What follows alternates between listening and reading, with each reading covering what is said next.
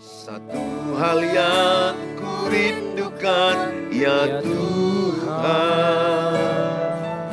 selalu berada di dekat-Mu dengan segenap hati, dengan segenap jiwa. Ku menanti di hadirat-Mu. Lebih dalam lagi ku rindukan Tuhan, lebih dari segala yang ada. Lebih dalam lagi ku cinta Kau Yesus, ku mengasihi. Lebih dalam lagi ku rindukan Tuhan, lebih dari segala yang ada. Lebih dalam lagi ku cinta Kau Yesus, ku mengasihi-Mu.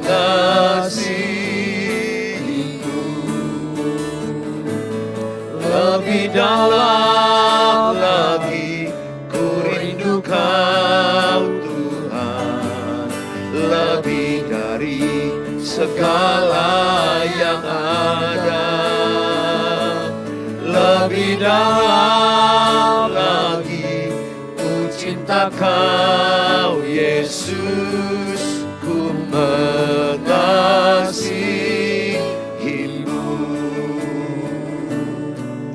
Ku mengasihi-Mu. Ku mengasihi-Mu.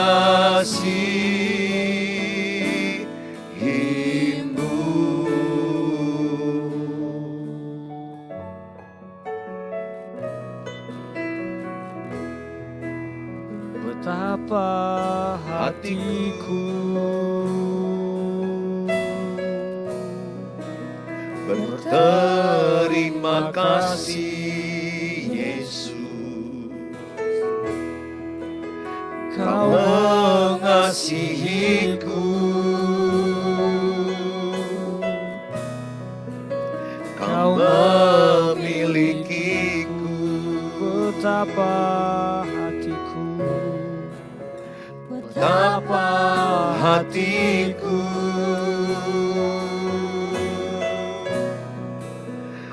berterima kasih Yesus, Kau mengasihiku, Kau memilikiku.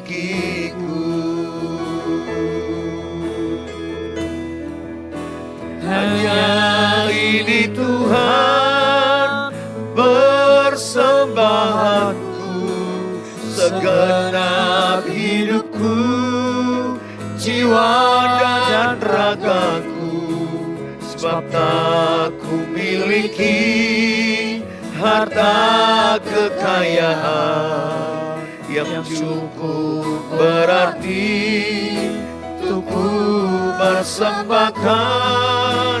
Hanya ini Tuhan permohonanku, terimalah Tuhan persembahanku.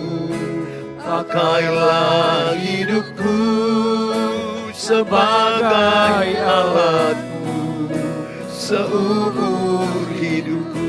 hanya ini Tuhan, Hanya ini Tuhan persembahanku, segenap hidupku, jiwa dan ragaku, sebab tak ku miliki harta kekayaan yang cukup berarti untuk ku persembahkan.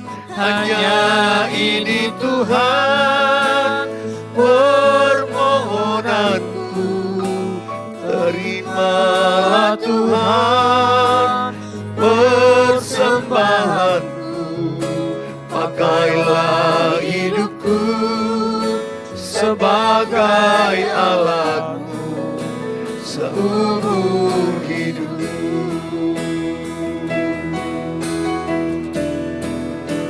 Hanya ini Tuhan persembahanku, segenap hidupku, jiwa dan ragaku, sebab tak ku miliki harta kekayaan yang cukup berarti untuk ku persembahkan.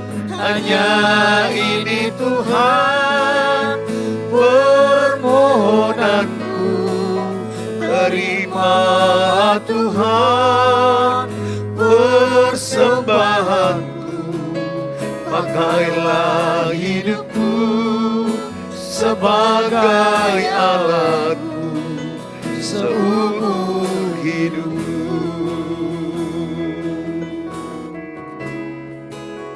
Pakailah hidupku sebagai alatku seumur hidupku.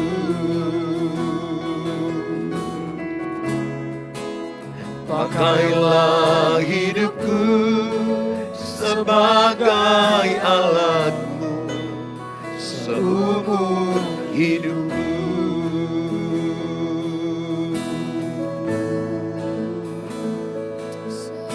Haleluya.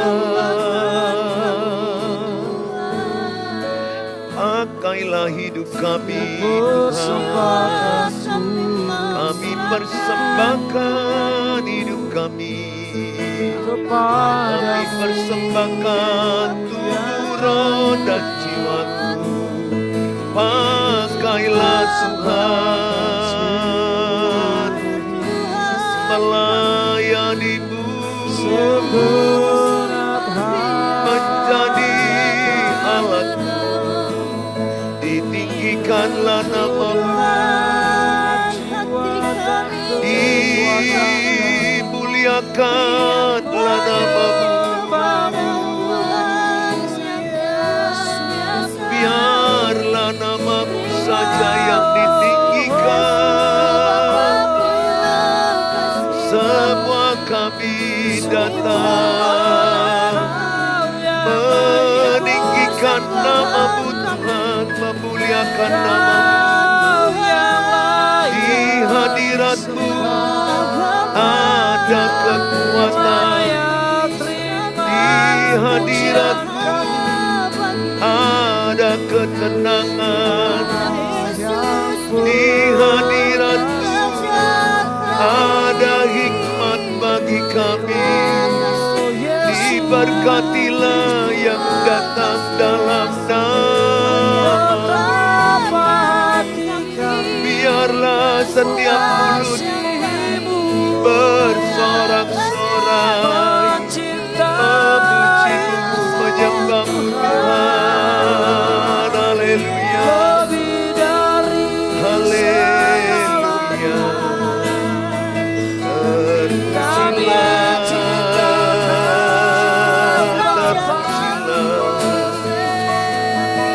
Bawa kami Tuhan, bawa kami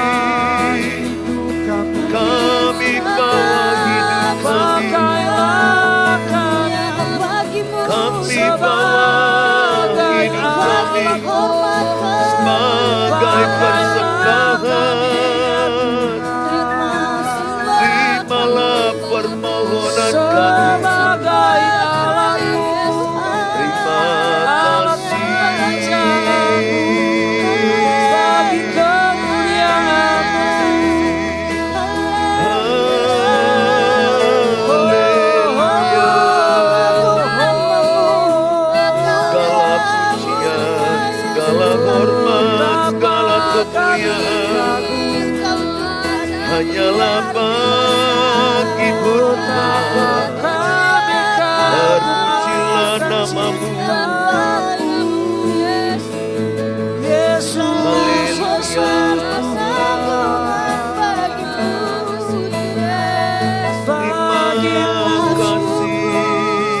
segala pujian kami,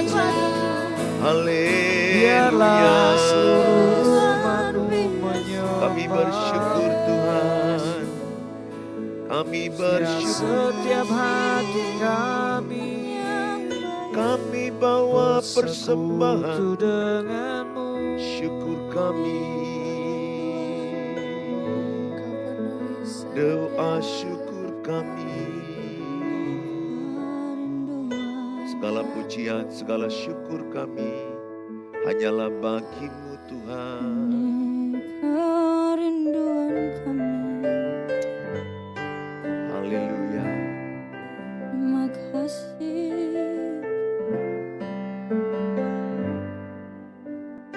Tuhan, Aku rindu. Tuhan, aku siap. Penuhi aku dengan Roh-Mu. Ku rindu lawatan-Mu. Ini kerinduan kami Bapa, kami siap Tuhan. Tuhan, aku rindu. Tuhan, aku siap. Penuhi aku dengan Roh-Mu. Ku rindu lawatan-Mu. Ku rindukan Kau hadir di sini saat ini, Tuhan. Ku rindukan Roh-Mu mengurapi saat ini, Yesus. Ku rindukan Kau hadir di sini saat ini, Tuhan. Ku rindukan Roh-Mu mengurapi saat ini, Yesus. Ku rindukan Kau hadir di sini saat ini, Tuhan. Ku rindukan Roh-Mu mengurapi saat ini, Yesus. Saat ini, Yesus. Saat ini, Yesus.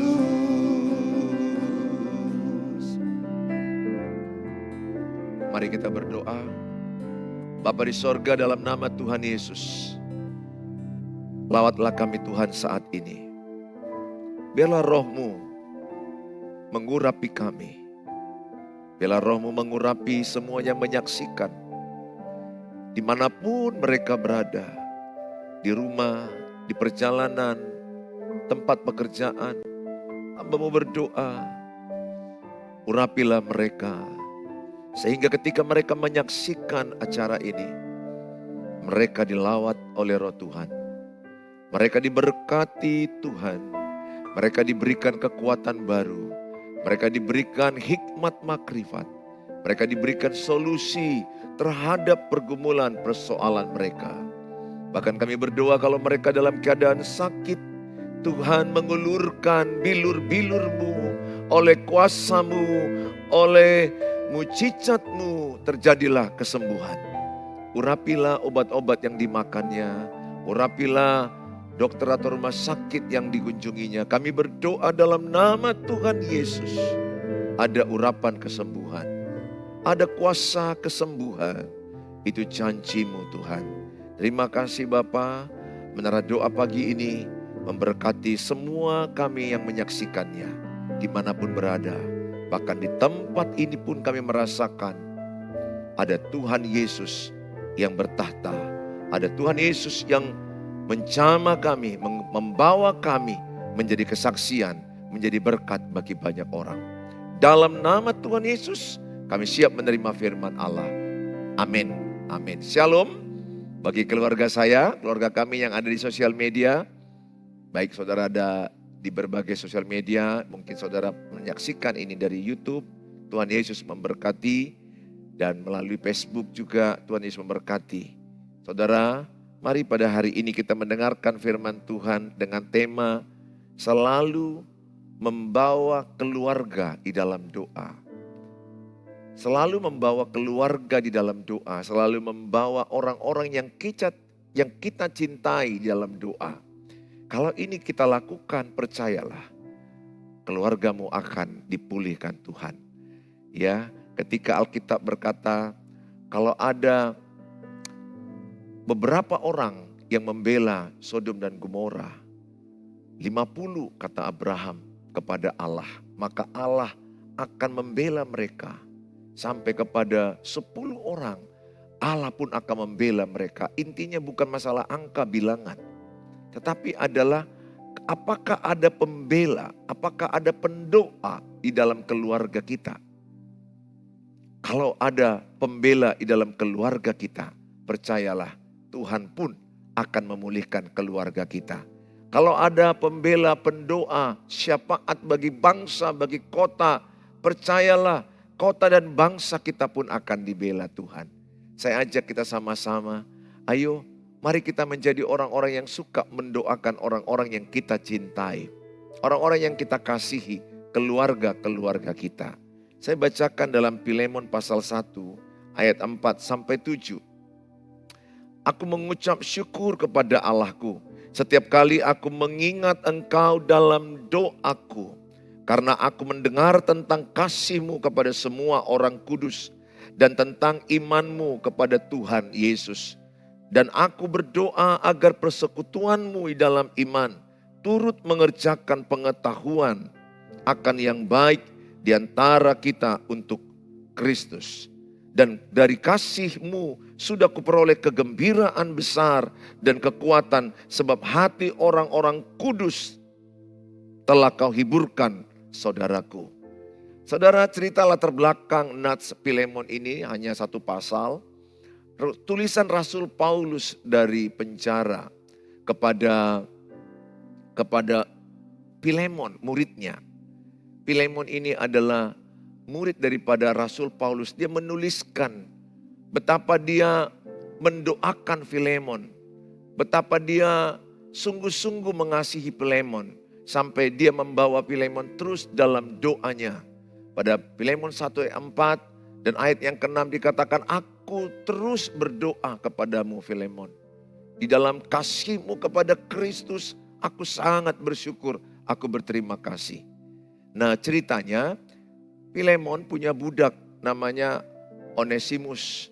Onesimus ini merugikan dia, mengecewakan dia, lari. Dalam pelarian Onesimus, dia ketemu dengan Rasul Paulus di penjara. Kemudian Onesimus ini bertobat. Onesimus ini mengalami perubahan. Maka Rasul Paulus sangat kenal dengan muridnya Filemon. Dia mengharapkan supaya si Filemon mau menerima Onesimus. Dia menuliskan surat kepada Filemon. Filemon, muridku yang kukasihi, aku telah berjumpa dengan Onesimus. Aku yakin dia sudah bertobat meninggalkan segala hal yang jahat. Andai kata kalau dia masih mencuri di tempatmu atau melakukan kecurangan, kesalahan, aku garansinya, aku yang akan membayar Aku yang bertanggung jawab. Saya berharap terimalah Onesimus bukan sebagai budakmu lagi, tapi jadikanlah dia sebagai kekasihmu di dalam Kristus, sebagai saudaramu di dalam Kristus. Kasihi dia dalam Kristus, supaya sebagai teman pelayananmu. Saudara, Onesimus sebenarnya udah berbuat kecurangan, kesalahan. Tuannya adalah Filemon. Pada masa itu diperbudakan antara budak dengan tuan. Tuannya bebas melakukan hukum apapun dia dengan kekuasaan seorang tuan kepada budaknya. Tetapi oleh kasih Kristus, Rasul Paulus meminta kepada Filemon, terimalah dia sebagai saudara di dalam Kristus, karena dia pun sudah bertobat. Saudara, yang perlu kita pelajari dari Rasul Paulus adalah, yang pertama dikatakan, selalu senantiasa membawa keluarga kita, keluarga mertua kita dalam doa. Ini penting sekali. Di dalam doa ucapan syukur. Kunci keluarga itu rukun adalah ketika berdoa. Yosua 24 ayat 15 berkata, tetapi aku dan seisi rumahku beribadah kepada Tuhan. Satu kekuatan yang luar biasa kalau keluarga itu berdoa rukun damai bersama Tuhan. Nah, sayangnya sekarang ya, mungkin sedikit ada mesbah keluarga, ada ayah, ibu, anak-anak yang berdoa. Mungkin sangat sedikit. Kalau ini kuat, kalau ini ada, saya percaya akan sangat terberkati keluarga itu. Akan sangat rukun damai keluarga itu. Bahkan survei mengatakan kalau suami istri 3 menit aja berdoa tiap hari, mereka bebas dari perselingkuhan. Nah, sering sekali yang ditinggalkan oleh banyak keluarga adalah tidak lagi berdoa. Tidak lagi membangun mesbah keluarga. Tidak lagi mengandalkan Tuhan. Ingat Yeremia 17 ayat 5 dan 7. Diberkatilah yang mengandalkan Tuhan.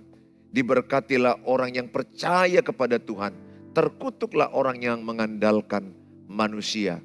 Saudara, keluarga saya yang ada di sosial media, saya tahu berat pergumulanmu tentang keluargamu.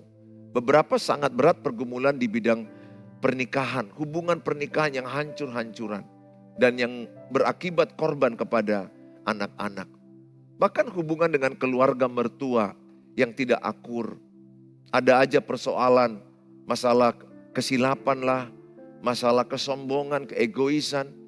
Dan ada juga masalah harta, masalah warisan. Sehingga kadang-kadang bisa gak cakapan, bisa gak saling kunjungan. Padahal kata Alkitab, yang paling baik, yang paling indah itu kalau berabang adik rukun damai.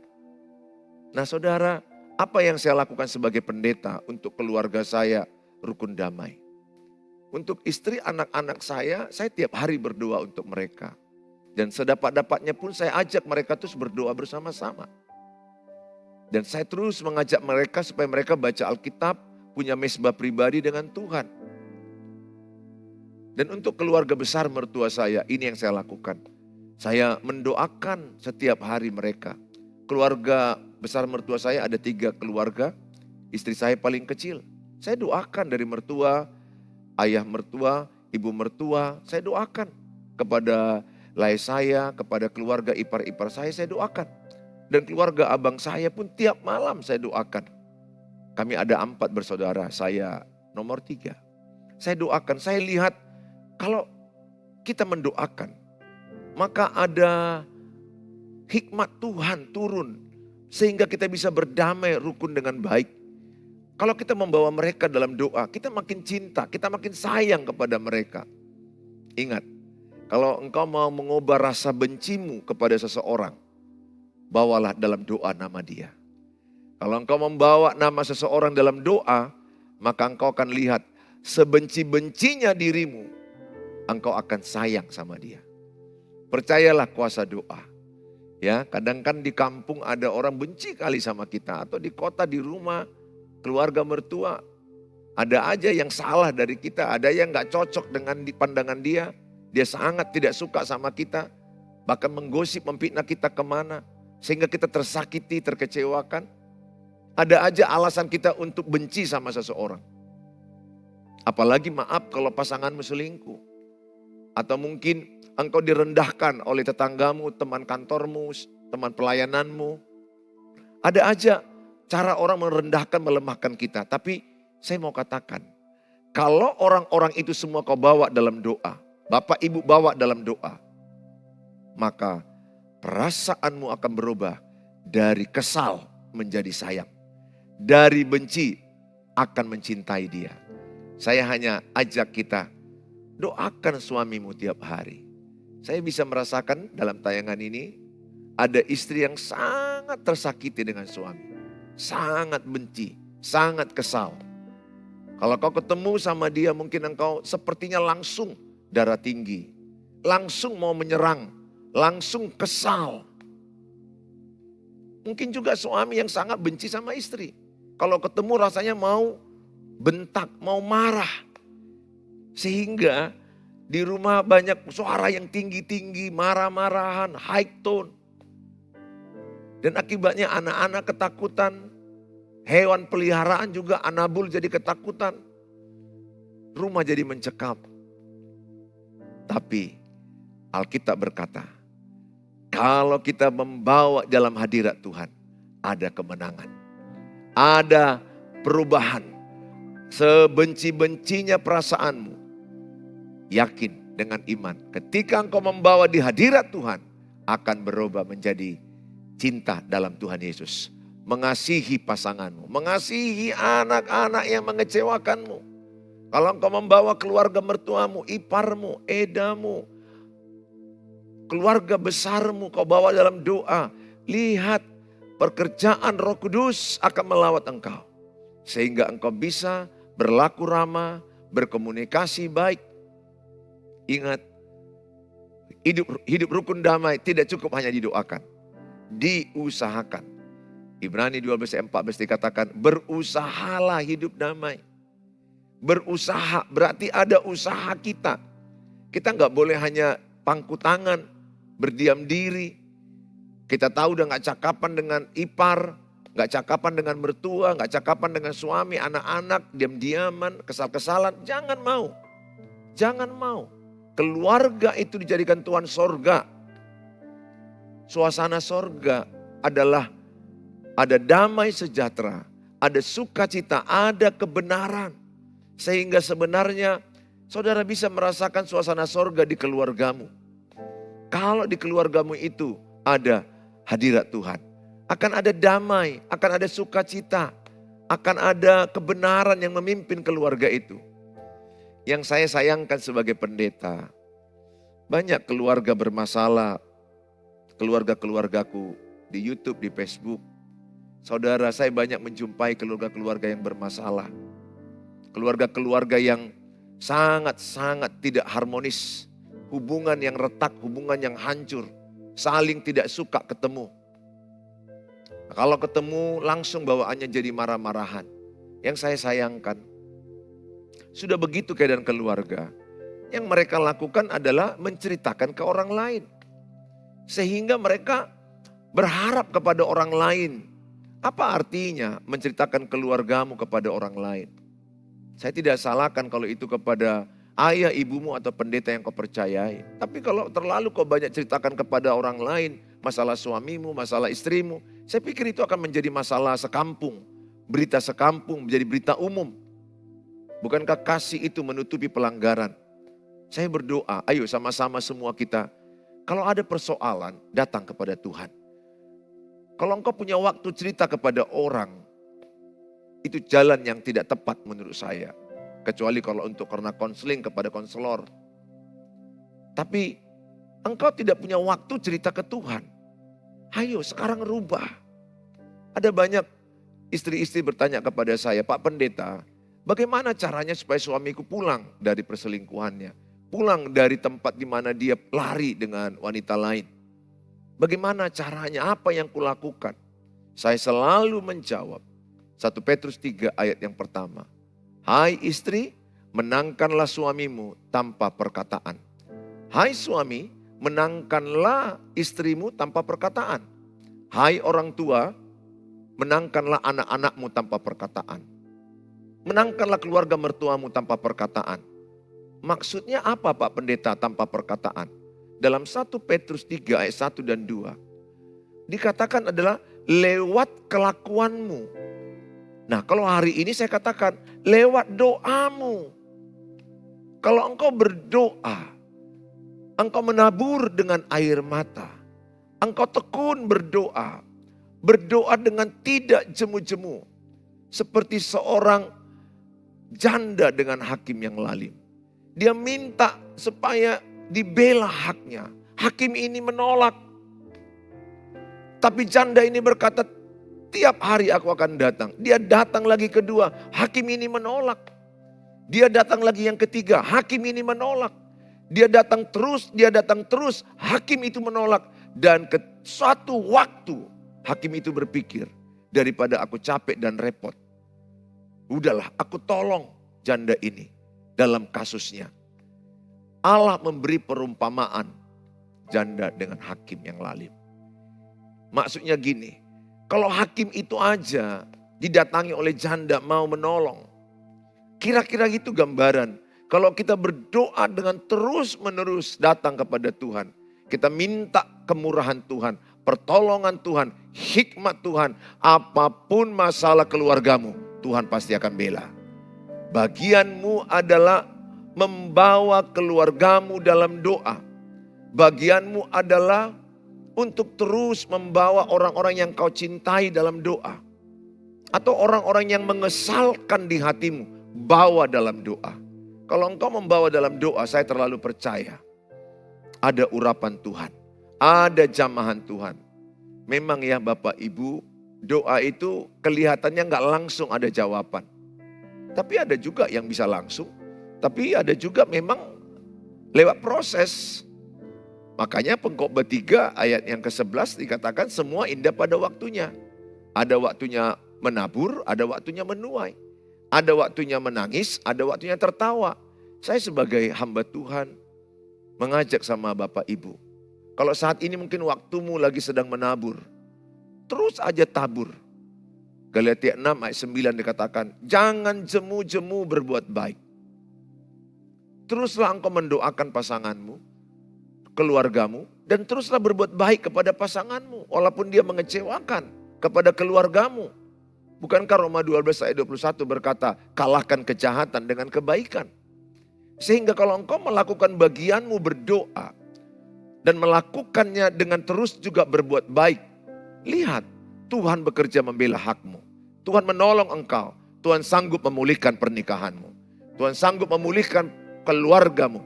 Tuhan sanggup melepaskan anakmu dari narkoba, dari alkohol, perjudian, dari hidup perzinahan. Tuhan sanggup memulihkan. Tidak ada mustahil bagi Tuhan. Tidak ada yang tidak mungkin bagi Tuhan. Rasul Paulus dari dalam penjara di Filipi 4 ayat 6 sampai 7. Janganlah hendaknya kamu khawatir tentang apapun juga. Tetapi nyatakanlah dalam segala hal keinginanmu kepada Allah. Dalam doa dan permohonan dengan ucapan syukur. Ayat 7 dikatakan damai sejahtera Allah yang melampaui segala akal akan memelihara hati dan pikiranmu dalam Kristus Yesus. Rasul Paulus dalam penjara masih bisa memotivasi kita. Memotivasi banyak orang percaya pada saat itu. Nah firman Tuhan ini mengajarkan kepada kita apapun yang menjadi kekhawatiranmu. Apapun yang menjadi ketakutan kita. Apapun yang menjadi pikiran kita. Jangan biarkan bersarang kekhawatiran, ketakutan, kegelisahan, kecemasan dalam pikiran. Betul, kita bisa khawatir, kita bisa takut, kita bisa cemas, itu manusiawi. Tapi tidak boleh dikuasai, tidak boleh tinggal di dalam kekhawatiran, kecemasan, ketakutan. Bagaimana caranya?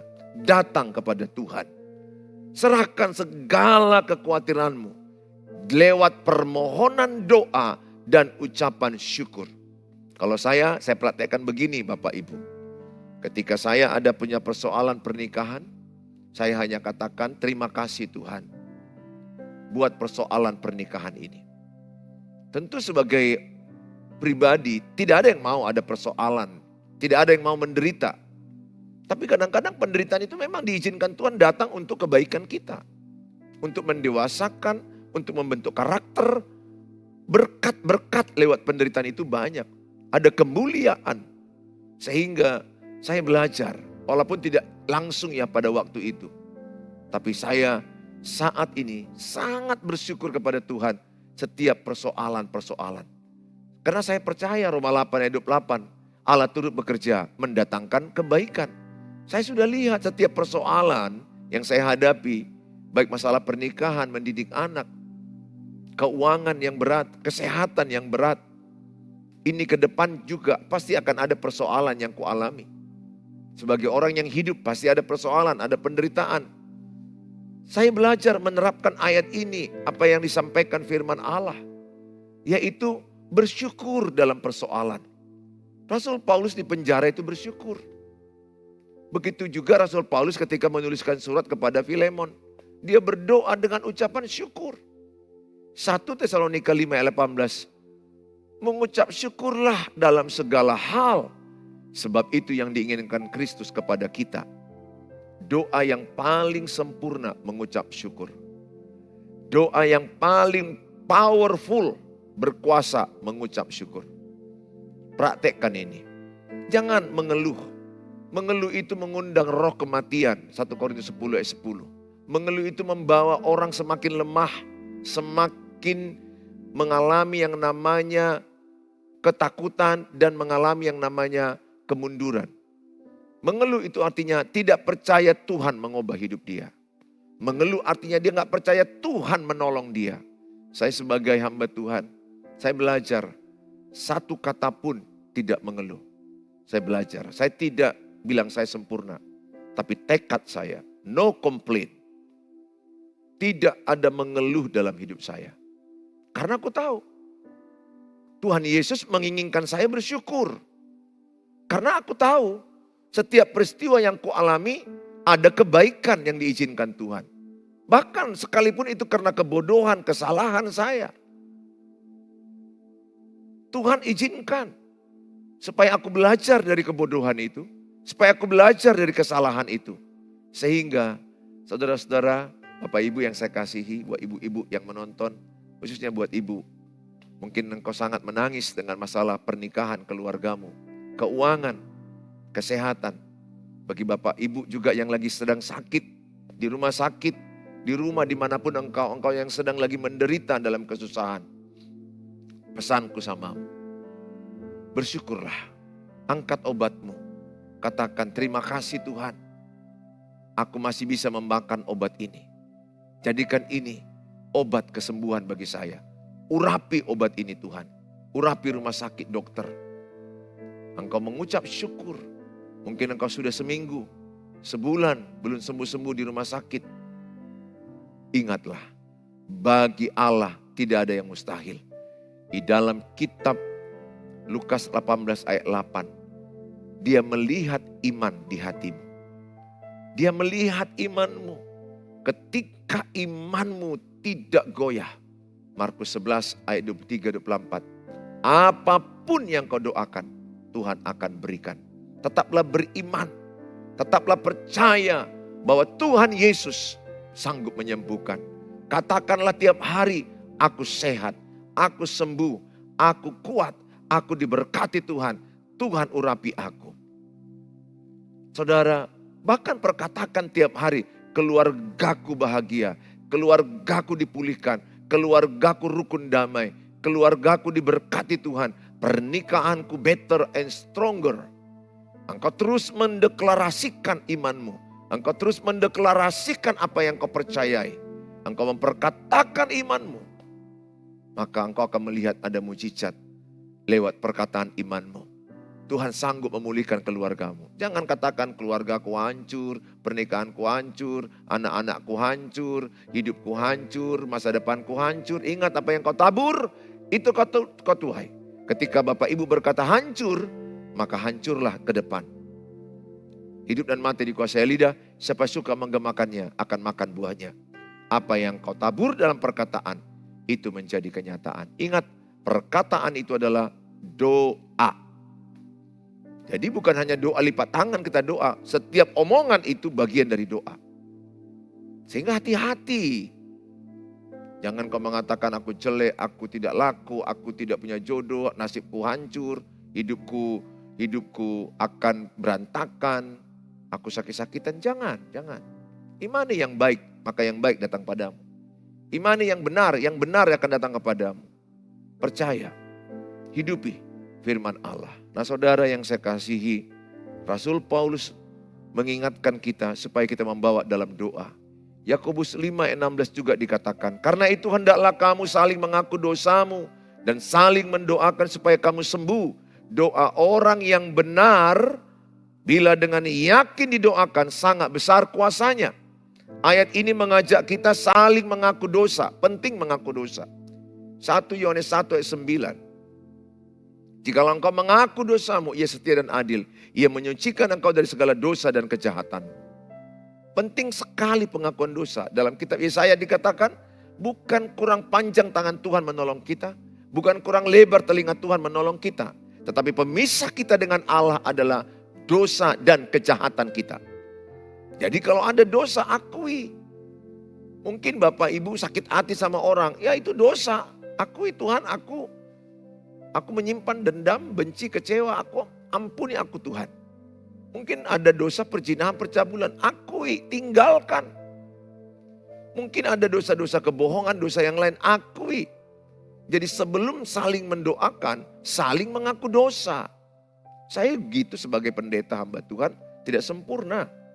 Saya pun bisa kadang salah dalam emosi. Saya bisa salah berkata-kata. Saya mengaku dosa, ampuni saya Tuhan.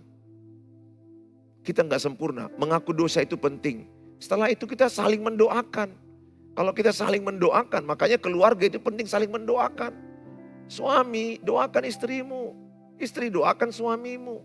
Jangan mengeluh terus, suamiku begini, suamiku begini. Istriku begini, istriku begini. Anak-anakku begini. Mengeluh tidak menambah sahasta jalan hidupmu. Khawatir tidak menambah sahasta. Sahasta itu 1,5 meter. Artinya orang yang mengeluh, orang yang khawatir tidak maju-maju hidupnya. Tapi orang yang maju, yang akan diberkati Tuhan. Orang yang bersyukur, berdoa, beriman, dan melakukan imannya. Ayo bangkit. Bangkitlah kita. Karena doa orang yang benar sangat besar kuasanya. Ayo Bapak Ibu, saya mengajak kita dimanapun engkau berada. Mungkin engkau ada di Amerika saat ini. Mungkin engkau ada di NTT, mungkin engkau ada di Nias, di Pematang Siantar, di Kalimantan. Engkau bisa buat di kolom nanti di bawah, engkau berada di mana. Dan saya akan mengingat engkau, membayangkan engkau ada di sana, mendoakan engkau. Di bagian mana engkau ada di dunia ini. Saya percaya doa Tuhan, doa bersama Tuhan akan melawat engkau. Bagi Allah tidak ada yang mustahil. Ya, jangan mengeluh terus, bawalah dalam doa. Rasul Paulus juga menerapkan kasih dalam keluarga. Itu yang dibuat dia kepada Filemon. Filemon sudah dianggapnya adalah bagian anak rohaninya, keluarga rohaninya, muridnya. Filemon 1:9, tetapi mengingat kasihmu itu lebih baik aku memintanya daripadamu. Aku Paulus yang sudah menjadi tua, lagi pula sekarang dipenjarakan karena Kristus Yesus. Saudara, Filemon hidup di dalam kasih Kristus. Saya ajak kita semua, ayo hidup dalam kasih Kristus. Supaya keluargamu pulih, kasih agape. Kasih agape itu adalah tidak menyimpan kesalahan orang lain. Saya sampaikan Kolose 3:14, dan di atas semuanya itu kenakanlah kasih sebagai pengikat yang mempersatukan dan menyempurnakan. Yang mengikat hubungan suami istri kasih Kristus. Kalau kasih Kristus mengikat pernikahan kalian, tidak mungkin cerai. Tidak mungkin. Bahkan tidak mungkin berselingkuh. Kasih Kristus itu kuat. Itu paling kuat. Kalau orang bilang ada lem cap setan ya. Itu ada orang bilang lem yang paling kuat. Saya nggak setuju kalimatnya sih, kata lem setan. Ya, lem malaikat aja disebut. Tapi orang kenal itu lem setan, katanya kuat sekali. Itu jok-jok yang ada orang bilang. Tapi saya mau katakan lem yang paling kuat, kasih Kristus. Tidak akan pernah bergeser pernikahanmu. Tidak akan pernah roboh. Kasih dalam Kolose 3:14 ini adalah kasih agape. Kasih agape, kasih Kristus. Kasih yang sempurna, kasih yang menerima orang lain apa adanya. Kasih yang tidak menuntut, kasih yang tidak minta dibalas. Kasih yang pengorbanan, kasih yang satu arah. Jadi aku mengasihi tanpa minta dibalas. Ketika aku mengasihi orang lain, Tuhan yang membalas ke saya. Bukan aku minta orang itu balas ke saya. Sehingga kalau saudara mengasihi orang lain, tulus aja. Tuhan yang akan membalaskan kepadamu. Tuhan akan mengembalikan kepadamu berlipat kali ganda. Saya mengajak semua kita hidup dalam kasih agape. 1 Korintus 13:4-7. Orang yang memiliki kasih agape, kasih itu sabar. Jadi orang yang memiliki kasih Tuhan, ciri-cirinya sabar. Yang kedua, murah hati. Yang ketiga, tidak cemburu. Tidak memegahkan diri dan tidak sombong. Tidak melakukan yang tidak sopan. Ya, kalau engkau punya kasih agape, engkau sopan. Engkau tidak mengganggu istri orang, engkau tidak mengganggu suami orang. Engkau tidak mengganggu pasangan orang lain yang pacaran juga. Dan pakaianmu sopan, kata-katamu sopan, perilakumu sopan. Kalau engkau punya kasih Yesus.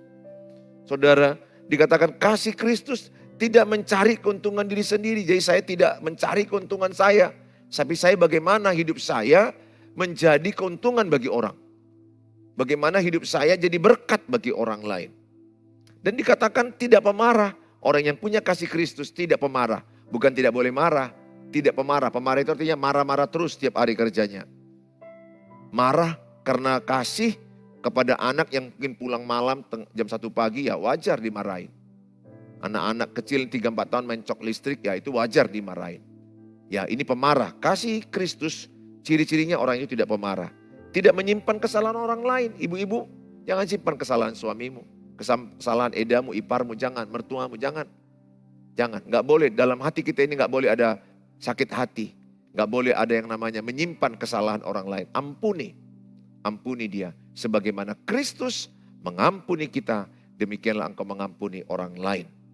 Saudara, dikatakan orang yang punya kasih Kristus, dia bersuka cita karena dia tidak bersuka cita karena ketidakadilan, bersuka cita karena kebenaran. Ini penting ayat 7. Orang yang punya kasih Kristus menutupi segala sesuatu. Menutupi pelanggaran keluarganya, pasangannya. Jangan membeberkan, jangan menceritakan kelemahan pasanganmu ke orang lain. Itu tidak baik. Tutupi kekurangannya. Bawa dalam doa. Orang yang punya kasih Kristus, dia punya kepercayaan bahwa Tuhan sanggup menolong dia. Percaya segala sesuatu. Seterpuruk apapun, seberat apapun masalah ibu, bapak yang saya kasihi. Percayalah Tuhan masih sanggup menolong saudara. Orang yang punya kasih Kristus masih punya pengharapan. Kalau engkau punya kasih Kristus masih ada pengharapan. Ingat, kalau engkau sudah hilang pengharapan, itulah kekalahan yang paling fatal. Sehingga seberat apapun keadaanmu, ada pengharapan dalam Tuhan. Saudara yang saya kasih, orang yang punya kasih Kristus, sabar menanggung segala sesuatu. Kalau saudara punya kasih Kristus, maka saudara akan sabar menanggung segala sesuatu. Punya pengharapan bahwa semua masalahku ini akan berakhir, akan mendatangkan kebaikan. Tuhan memberkati saudara. Kalau saudara mau menuliskan topik-topik doa, silakan tuliskan di kolom-kolom di bawah. Dan dari mana saudara berada, saudara sudah saya anggap adalah keluargaku. Tiap malam saya mendoakan keluarga sosial mediaku. Tuhan memberkati saudara. Kami ada di sini untuk membawa topik-topik doa yang sedang saudara ketikkan. Kami akan mendoakannya. Bahkan kami akan membawa dalam menara doa pagi kami lagi. Di hari-hari yang lain. Kami akan membawa menara doa. Yang saudara sudah tuliskan. Kami akan dan kami pasti akan doakan. Tuhan memberkati saudara. Silakan menuliskannya. Kami ajak kita sama-sama datang di dalam hadirat Tuhan. Haleluya.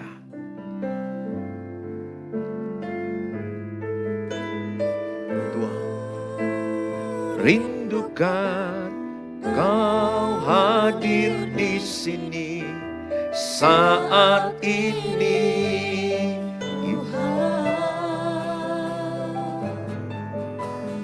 Ku rindukan Roh-Mu mengurapi saat ini, Yesus. Ku rindukan Kau hadir di sini saat ini, Tuhan. Ku rindukan Roh-Mu mengurapi saat ini, Yesus. Saat ini, Yesus. Saat ini, Yesus. Mari kita berdoa. Bapa di sorga, kami mendoakan topi-topi doa yang sudah masuk di dalam sosial media kami. Kami berdoa dalam nama Yesus, apapun keluhan mereka, dengan iman dan percaya kami bersyafaat pada pagi hari ini. Mereka yang sedang mendoakan keluarga, pernikahan, pemulihan hubungan, dalam nama Tuhan Yesus tidak ada yang mustahil.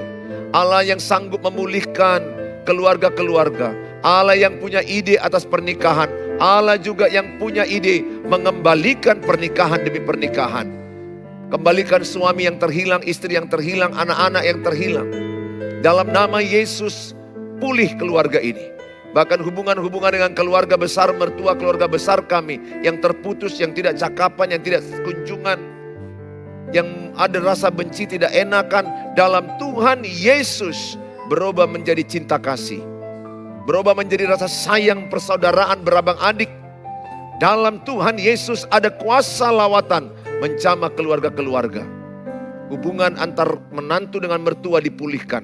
Hubungan antara berabang adik dipulihkan. Yang beripar bereda dipulihkan dalam nama Yesus. Sehingga mereka memiliki hidup yang rukun damai.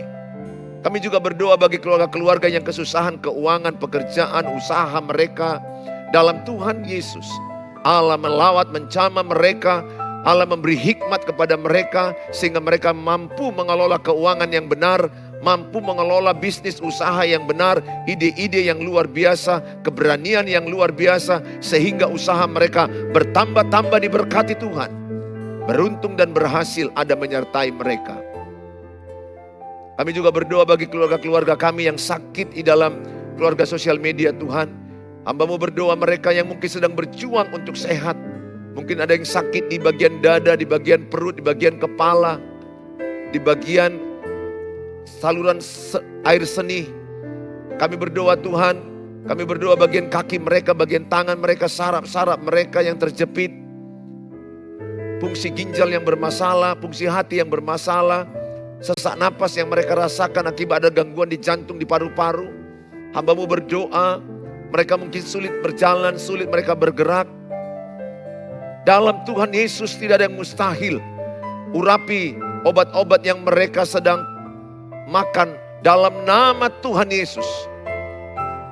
Kalau mereka mungkin sedang terbaring melihat tayangan ini, hamba-Mu berdoa, urapilah Tuhan dimanapun mereka Bapa, dalam nama Tuhan Yesus ada urapan kesembuhan kepada keluarga mereka, kepada kesehatan mereka. Urapi dokter, tenaga perawat dan rumah sakit, obat yang mereka makan. Dalam Tuhan Yesus, kami berdoa juga hal-hal lain yang mereka sedang tuliskan di dalam kolom. Kami berdoa, Tuhanlah menjawab, Tuhanlah menolong mereka. Tuhan yang menjawab doa-doa mereka. Terpujilah Engkau Tuhan Allah yang kami sembah. Di dalam nama Tuhan Yesus Kristus, kami percaya doa orang-orang benar sangat besar kuasanya. Kami percaya Matius 18 ayat 19-20, 2-3 orang meminta apapun, kami sepakat Tuhan mengabulkannya. Dengan iman dan percaya, terjadilah doa-doa kami, diberkati Tuhan. Dalam nama Tuhan Yesus kami berdoa, haleluya, amin, amin. Shalom Bapak Ibu yang saya kasihi, sungguh senang ketemu dengan Bapak Ibu, tidak terasa kita sudah 1 jam. Mari dukung channel ini, bagikan, subscribe, like, share, and comment, bagi kepada semua orang yang saudara kenal, saudara-saudara dalam grup WA, teman keluarga. Saya percaya akan selalu ada pemulihan keluarga di keluarga kita. Tuhan Yesus memberkati kita. Sampai jumpa di hari yang akan datang. Haleluya. Mari kita angkat pujian kita sama-sama. Kita katakan dengan iman. Haleluya. Tuhan memulihkan keadaan Sion. Tuhan memulihkan keluarga kita. Haleluya, haleluya.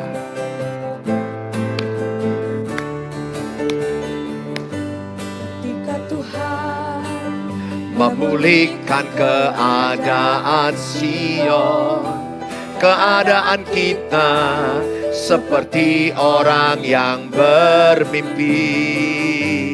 Waktu itu mulut kita penuh dengan tawa, lidah kita dengan sorak-sorai yang menabur dengan mencucurkan air mata, pasti akan menuai dengan sorak-sorai. Yang berjalan menangis sambil menabur benih, pasti pulang membawa berkas-berkasnya. Oh.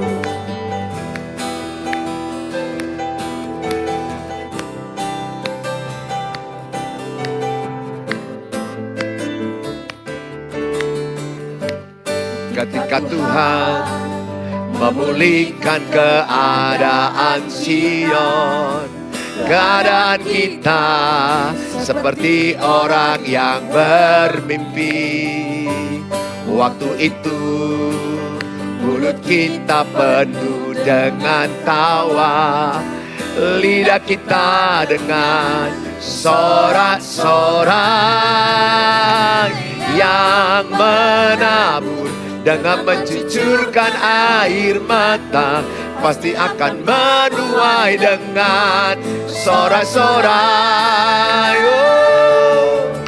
Yang berjalan menangis sambil menabur benih, pasti pulang membawa berkas-berkasnya. Yang menabur dengan mencucurkan air mata, pasti akan menuai dengan sorak-sorai. Yang berjalan menangis sambil menabur benih, pasti pulang membawa berkas-berkasnya. Pasti pulang membawa berkasnya, pasti pulang membawa berkasnya.